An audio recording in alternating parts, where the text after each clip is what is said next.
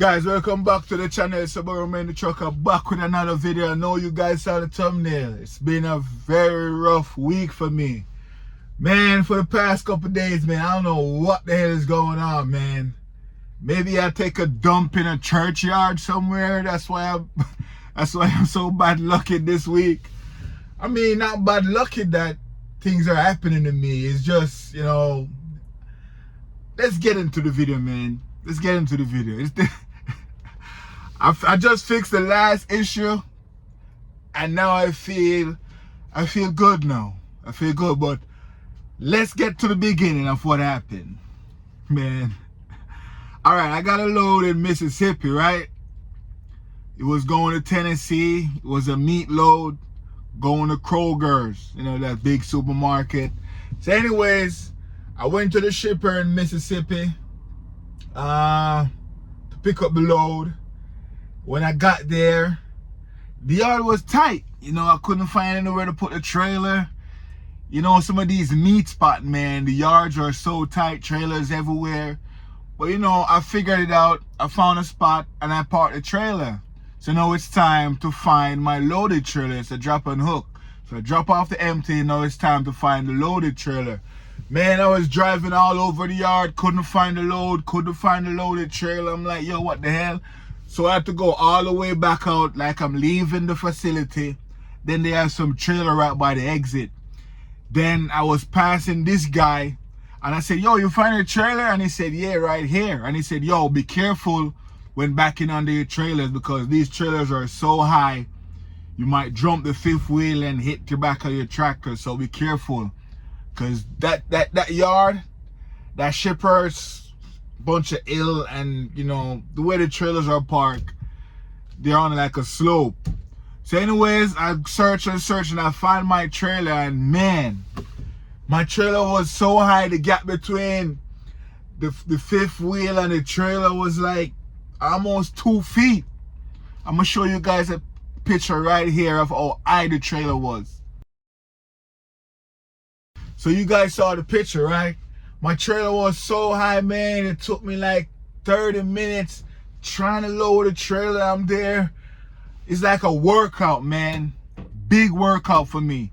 But I was happy in a sense because I'm like, yo, this is like a good little workout, so no big deal. So I was there doing it. And when I'm done, man, I was like, it was a little bit chilly. I was in my t-shirt like this. It wasn't cold. It was like 50 degrees, a little chilly. And remember, I found the trailer all the way out to the entrance. Exit, entrance, whatever you want to call it. It's one way in, one way out. So anyways, when I found my trailer, I said, all right, I have to go get the paperwork from the shipping office. And the shipping office is on the other side of the building. So I said to myself, being that I was working out, I'm gonna walk to the paperwork and get a little exercise in, you know what I mean? I was feeling good. I could feel my muscles and everything. So I walked.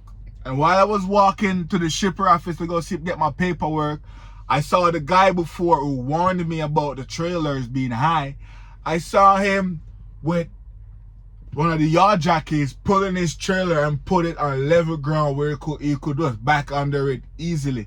And I said, yo, my trailer was high, man. And I was there for like 30 minutes, doing my thing, exercising, trying to get it down. And he said, yo, don't work too hard. If your trailer is that high, get one of the yard jockeys to come move the trailer for you and put it on level ground. And I'm like, yeah, that's true. That's a point. I figure I'll do that next time. But when I walk away, I'm saying to myself, you know, I don't really get workout that much. Maybe I should continue to lower these trailers when they're high, because that's like a little exercise for me. You know what I mean? Maybe he's not thinking about it like that, but you know, he has a good point.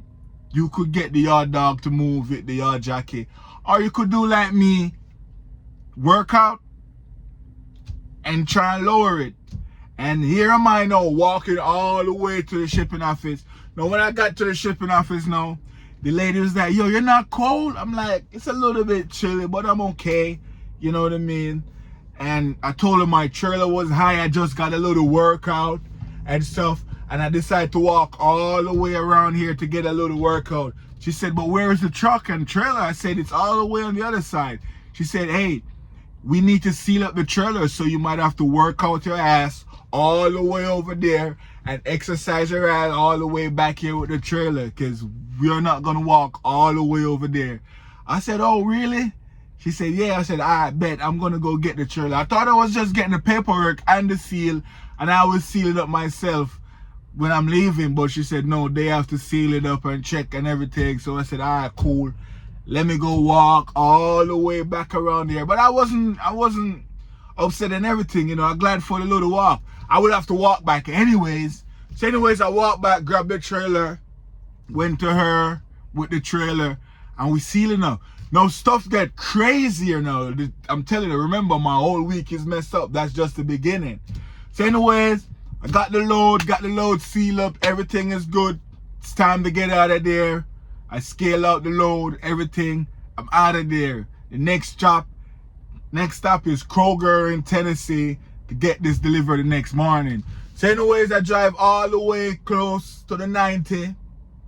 When I got close to the 90 now, it was a 7 a.m. delivery, but I got there like 5:30, so I was early. But anyways, I drive the truck all the way to the gate at the Kroger's to check in, and then the guard shot, the security lady said, hey, did I call you for a door? I said, no, I'm checking in. She said, you're not supposed to come by the entrance with your truck. You're supposed to park up there, walk to me, check in, and wait for us to call you for a door. So now you're going to have to spin around and go find parking. But I'm going to check you in and just go find parking over there. They have like a staging area, and go stay over there until we call you.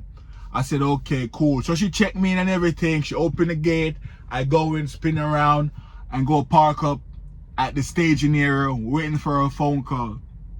So I was there in my truck chilling, and I'm like, okay, cool, I learned that.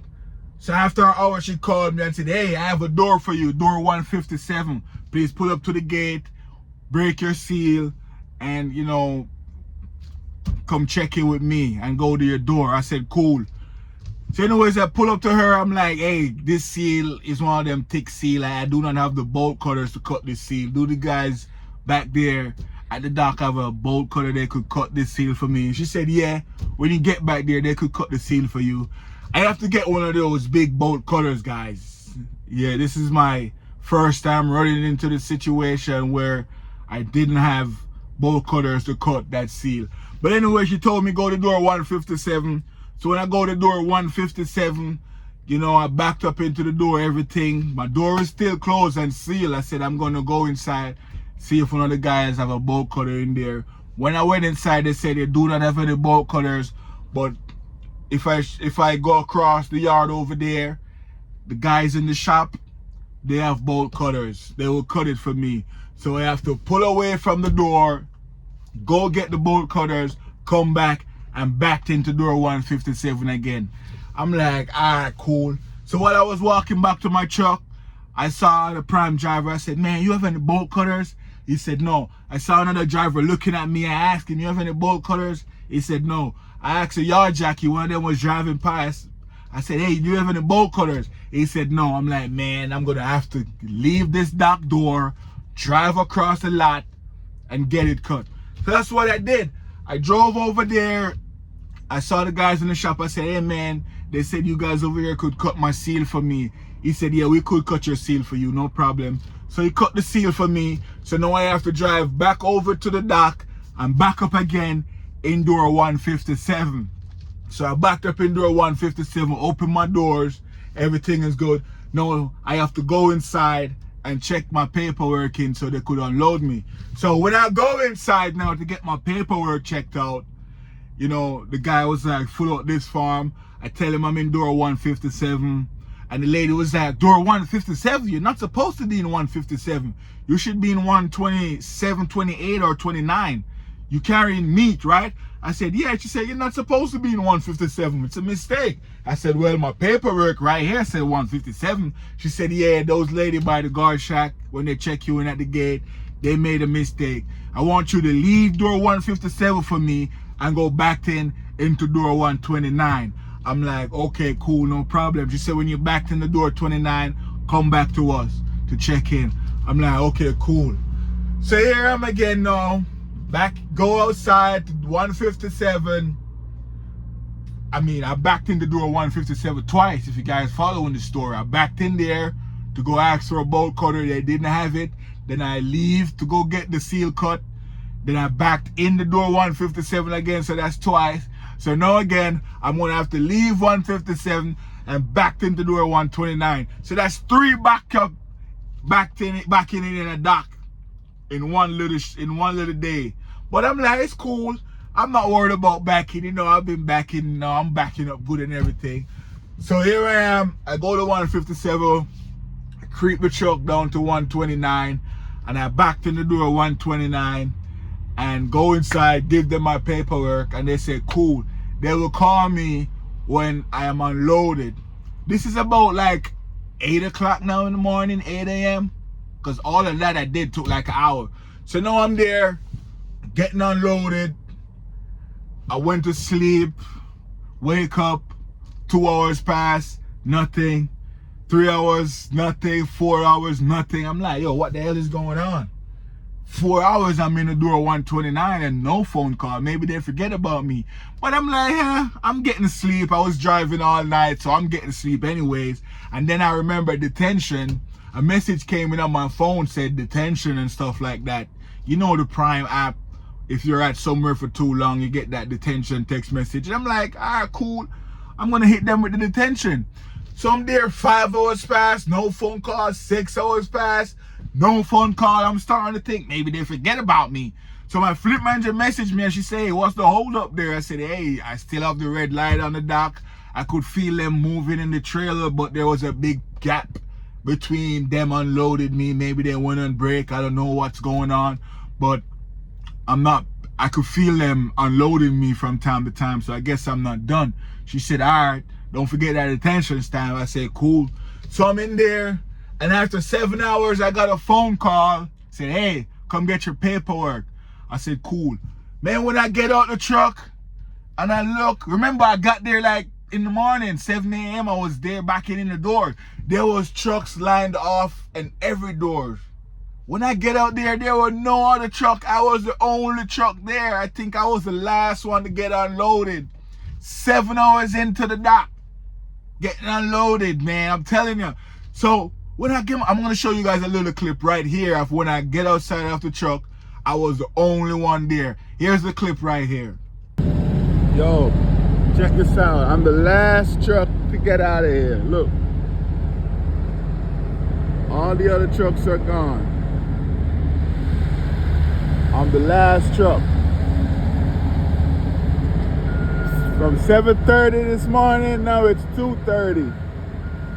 I'm the last truck to get out of here. Can't believe that. See that? Last truck. 7 hours in the dock. 7 hours. That's the tension, boy. So you guys saw that clip right there, our Kroger's. I was the only truck. And I'm like, all right, cool. My fleet manager has sent me another load already, a proposed load, to pick up there in Tennessee, going back to Mississippi. Now, there is some more problem that happened, man. So after I got my paperwork and everything, I already did 7 hours in a sleeper berth. So that was like my big break. So any break I have left is just like a 3-hour break to complete my 10-hour split break. You know what I mean? So I got the load. I said, all right, I'm going to need fuel. This load, I do not have to pick it up until the next day. No, until in the night. I think at midnight. Yeah, I picked up that load at midnight. So I'm like, cool. I'm there in Tennessee. I said, all right, I'm going to go over. That load delivered in Memphis, Tennessee. So I said, all right, I'm going to go find parking now. It's maybe 2:30 or 3 at this point. I said, let me go find parking real quick. I went to that Love's there in Memphis. No parking, man. So I had to go all the way over the bridge into Arkansas, West Memphis. And that's where I find parking at a petrol. So I shut it down there at the petrol. Chilling, taking my break. Take a shower, eat, everything. I'm like, cool. I'm going to go pick up this load later on. So I drive to go pick up the load. I think I went in, I don't remember the name of the place, but it was a next meat load. I went there, drive there to go pick up this meat load. I grab it. It's coming down to Mississippi, so I'm like, cool. When I went there, it was raining. It was raining. So I went there, get the load, drop off the empty. Everything was smooth at that shipper. Everything was smooth. I grabbed the load and everything. Now it's time to get to Mississippi. I was driving overnight because I picked up the load at midnight. So I was driving overnight. But one thing happened, guys. Something happened when I was coming up to that load. I don't even remember if it was that load, but when I was driving up I-55, one of the nights, maybe it was coming to Tennessee on the previous load, there was a guy driving on the wrong side of the highway. I was driving, you know what I mean, and I saw a light in the next lane. I'm like, yo, what the hell is that? He's on the wrong side of the highway. I'm like, you know, people make mistakes, it's cool and everything. But the next day when I checked the newspaper on my phone, the news, I saw that there was a big accident in on I-55. A driver was driving down the wrong way and he killed like 6 people, including a kid. Yeah, on I-55 south. He was going south on the northbound I-55. And I'm like, yo, hopefully that's not the guy that passed me that night. And they said Friday night on the news. So I'm like, yo, hopefully that wasn't the guy. Because somebody did pass me on the wrong way going down. And I was looking in my mirror. I'm like, yo, maybe he's going to, you know, get on the right side soon. But if that person had continued and drive and kill somebody, maybe he was looking to commit suicide, depending on, I don't know, man. But someone was on the wrong side of the highway. But anyways, maybe it's not him. But let's get back into the story because some crazy stuff happened, man. I'm telling you. So when I pick up that load at midnight, coming back to Memphis, to Mississippi, you know, I grabbed the load. Everything was good. I drove that night all the way to the shipper in the morning. This load was supposed to deliver at 7 a.m. again. A bunch of 7 a.m. pick delivery. You know, it was like 300, 400 miles. That's just one drive shift for me. So I got there early. I think it was in Forest, Mississippi at this Tyson meat plant. And where I took this load, it was a bunch of chicken, fat chicken, guts, liver, all sorts of mess. I think they was going to make pet food with it. I don't know. But when I got to the receiver that morning in Mississippi, I think Forest, Mississippi, you can hear my Mississippi accent coming out. I got to that receiver and the guy said, all right, you're going to go on the scale.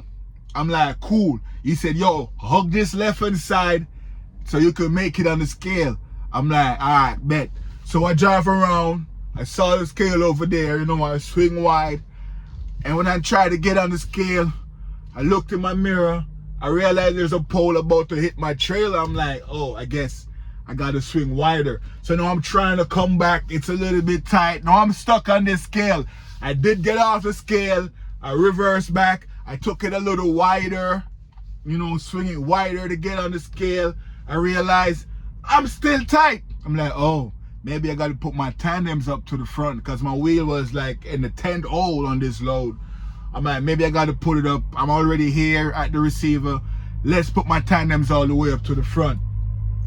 So when I was trying to get off the scale again, I run into a bigger problem. I'm stuck. They got some poles on this side. They have some big blocks on my other side. So when I'm trying to get off, I can't. My trailer's all over the place. 2 guys come and help me off that scale. And they did help me off the scale. But when they helped me off the scale, I said, yo, I'm going to slide my tandems to the front. That way my trailer's a little bit shorter. I could get on the scale. When I looked at my trailer, I had a flat tire on my trailer.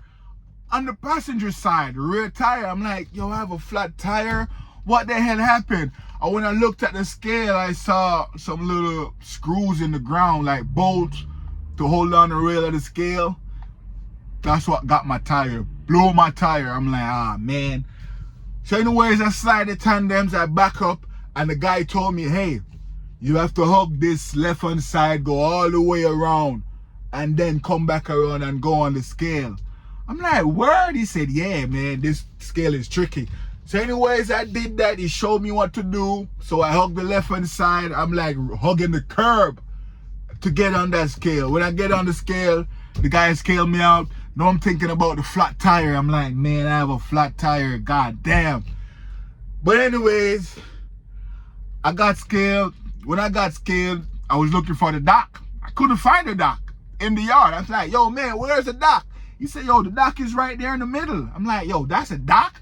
He said, yeah, just backed up into that little spot, and some guys will come out and they will unload you. This dock is outside in the middle of the parking lot. It's not a building or anything. It's like in the middle of the parking lot, and some guys will come and unload the trailer from there. I'm like, ah, cool. He said, just go in one of those lanes. They'll come and get you. So I backed up into that dock. Now I'm on the phone with road assist, and a lot more stuff happened, not just the flat tire. So I'm on the phone with road assist, telling them about the flat tire. You know, that receiver is saying no parking overnight or stuff like that. But if I have a flat tire, they're gonna have to let me stay here. So anyways, I talked to road assist, you know, send me pictures and stuff. I sent road assist picture, and then I talked to the guys at the receiving office, telling them I have a flat tire. They're gonna have to let me stay here. You know what I mean? And they say, cool. But when you finish unloading, you have to get back on the scale again so we could, you know, measure your empty trailer. So I said, cool, they're unloading me right now, but when they're done, I'll do that. And I'll sit here until my flat tire gets changed.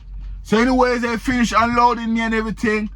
Man, when I look in the back of that trailer, there was chicken fat guts all over it, and that was smelly. I'm like, God damn, I definitely gonna have to get a trailer washout now. So anyways, it's time for me to go scale the empty trailer. So, you know, I have to make a right turn now to go around and come all the way around. I mean, that dock was so tight, man. I'm telling you, I make a right turn, and I hear, psh. When I look, my red hairline popped right off. I'm like, God damn, what the hell is going on? I definitely took a shit in a churchyard or something because I'm bad looking. What the hell is going on, man? But anyways, I went out there. The wire didn't pop or anything. It's just a glad hand, you know, removed from the trailer. So I just have to connect it back. But when I connect it back, I realized it's not staying in there. And when I look, the glad hand that was on the trailer, that stuff is so rusty, it break. Yeah, it break. I'm gonna show you guys a little picture right here. I have to put zip tie on it just to get to the truck stop to get it fixed. So I'm gonna put a picture of it right here. That was the glad hand seal. It ripped off from the top. See that little part right there where it's supposed to hold the glad hand in place? That red portion is broken off because it's rusty. And that was on a 2019 trailer. So when that happened, guys, I put it back on. I go in the truck, you know, continue to making that right turn. Then I hear psh, again. It fell right off again. You know, my brakes popping out, a whole bunch of stuff going on in the truck. I'm like, man, what the hell? So I go out there, and that's when I decided to put a zip tie on it. And whenever I'm making right turn, I can't make right turn too sharp because it might pop.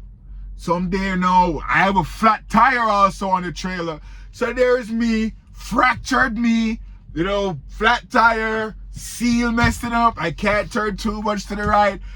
I'm there creeping to the trailer. I have a trailer loaded with chicken fat, a whole bunch of stuff on the floor, smelling stink. I definitely have to get a trailer washout.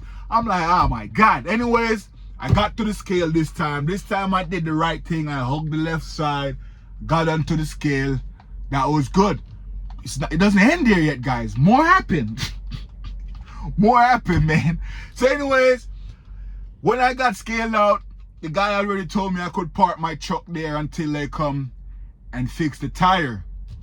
No, when I got with the guys that's supposed to fix the tire, I know, guys, it's a long story. This is a couple days in total, but stuff got weirder and weirder. So when I sat there now, it's time to fix the tire. I already put you know, zip tie on the glad hand so it doesn't fall out. And, you know, the road assist already told me when you get to Loves, they could change it up for you and stuff like that.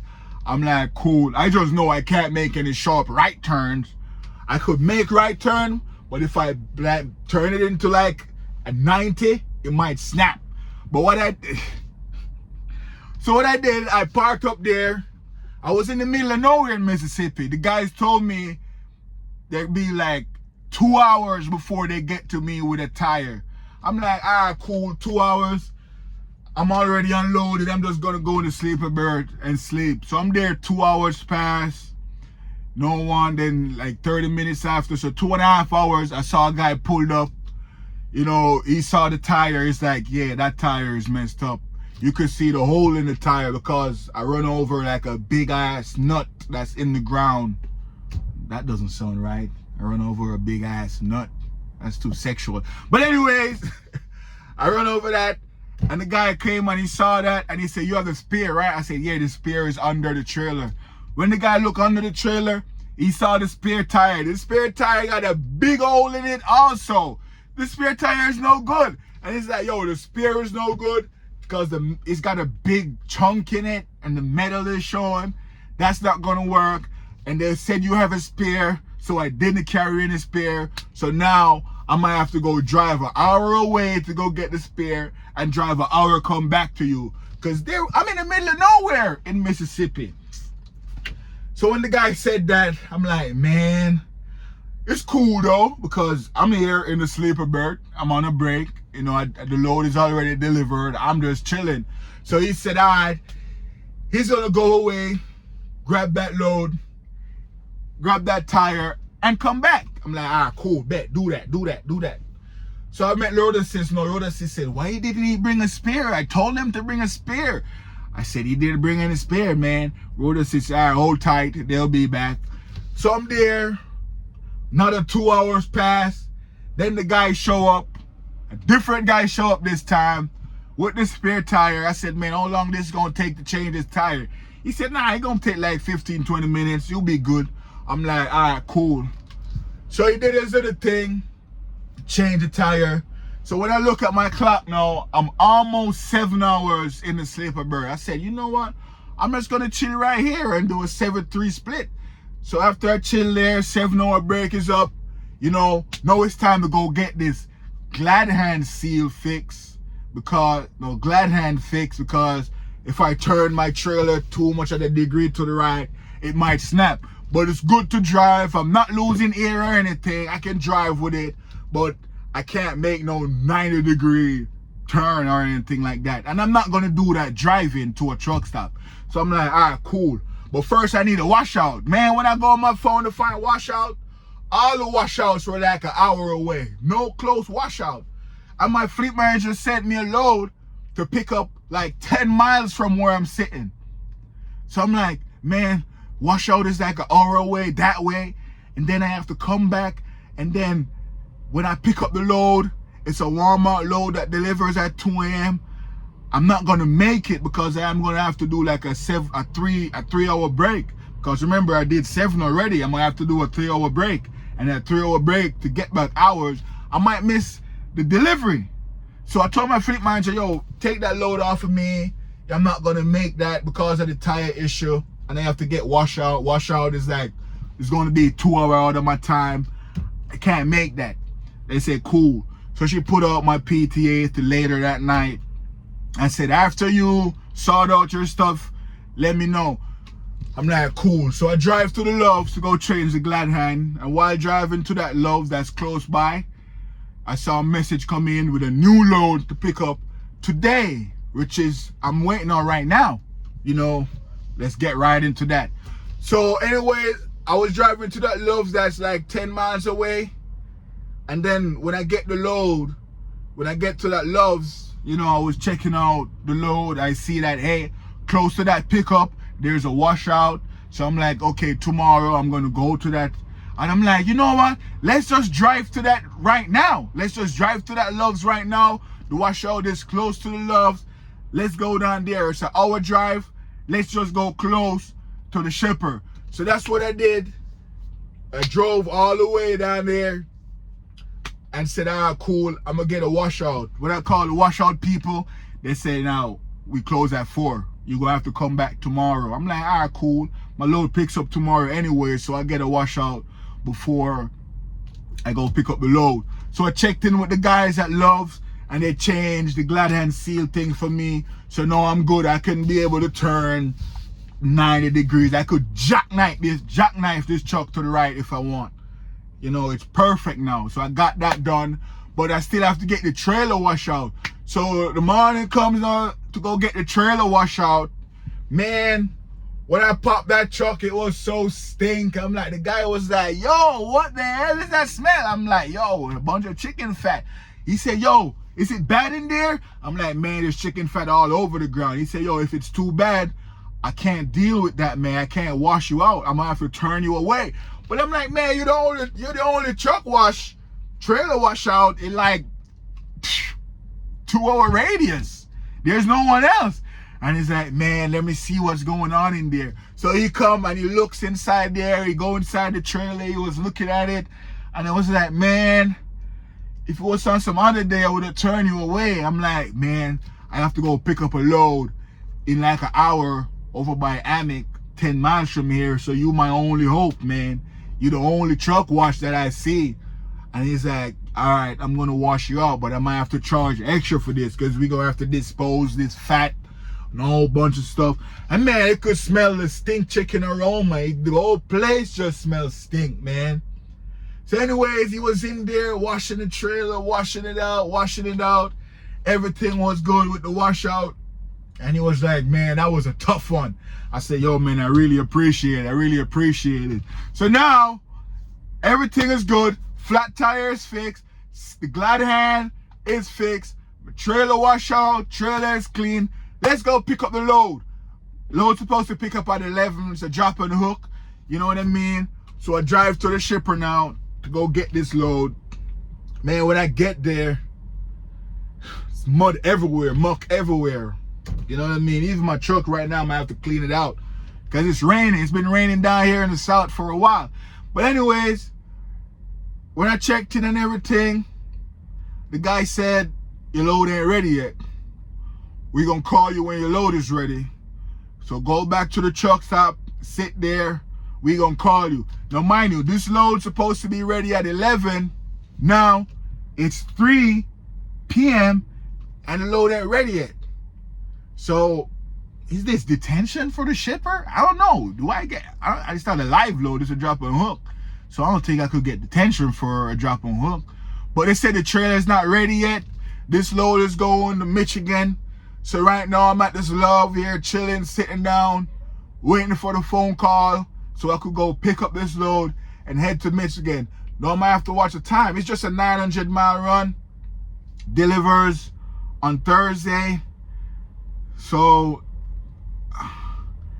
I'm gonna have to do like 500 miles and 400 miles. When I get the load today, I'm gonna have to run it 500 miles and then on the second day run it 400 miles. Because they cutting into my delivery time, man. I'm telling you.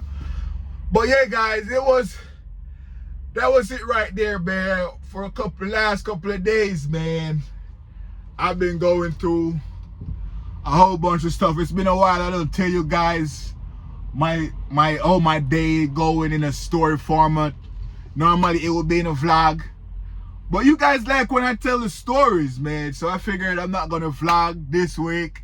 I'm gonna just compile my 3-4 days and give you guys like a big 30-minute story. I'm over 30 minutes now, but yeah, I'm still here waiting for this phone call to go pick up this load. It's your boy Romain the Trucker. Whew, I'm hungry right now. And there's nothing here to eat. I might have to go eat maybe some sardine and crackers. Make some lemonade. But yeah, it's your boy Romain the Trucker. And the camera, touch base on the camera real quick. I mean, sometimes I forgot to have the camera, man. There ain't nothing going on. Sometimes I wonder if my camera is working. But it is working. Whenever I'm driving, I see the lights come on, the green lights tell me, hey, and a little messed up or funny play, we gonna catch your ass, so don't do anything crazy. But yeah, I'm with the camera. Sometimes I'll be driving and then I want to start yawning. Not that I'm tired or anything, but maybe because I'm bored. Remember, you can yawn if you're tired. You can yawn if you're hungry. And you could yawn if you're bored. So I was driving. Maybe I was bored. So I was like, oh. And then I remember the camera. And then I have to cut my yawn halfway. So that's the only thing I hate about the camera. I cannot get to yawn.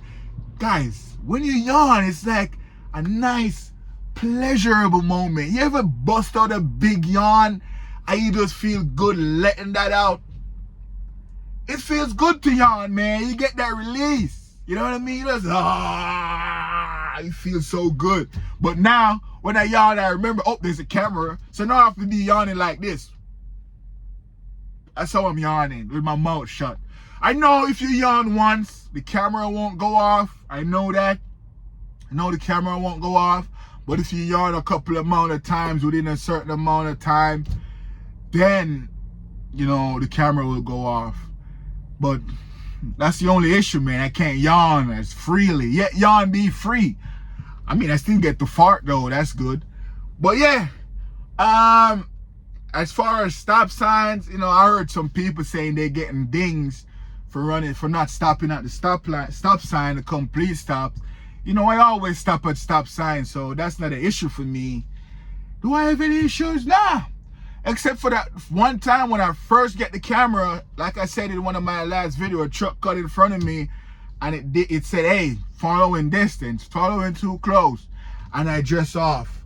But other than that, I never heard from the camera again. Maybe it went dumb. But yeah. And as for the QC, the tablet, I said QC, for the Geotab, it's pretty good. It's pretty quick. Like I said, I could find a truck stop on it within no time. I could, if I miss a turn, it's not going to be like the Quadcom that takes 30 minutes to find me a different route. It's like right there. When you put in the address, it gives you the address right away, the direction right away. So I'm loving it. I'm loving it.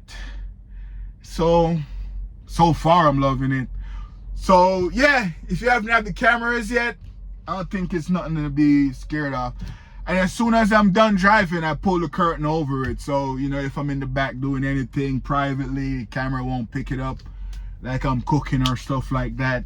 I'm just in my boxes only. Even though it's cold some places, I can't. But yeah, that's just that. It's your boy, Man the Trucker. If you watch the video all the way to the end, shout out to you, man. Shout out to you. And if you watch the video all the way to the end, let me know in the comment section. I watch till the end. And I appreciate that. I'll see you guys in the next video. Please like, share, comment, and subscribe to the channel if you haven't already. It's your boy, Man the Trucker. Hope you enjoyed my little story right there. Peace.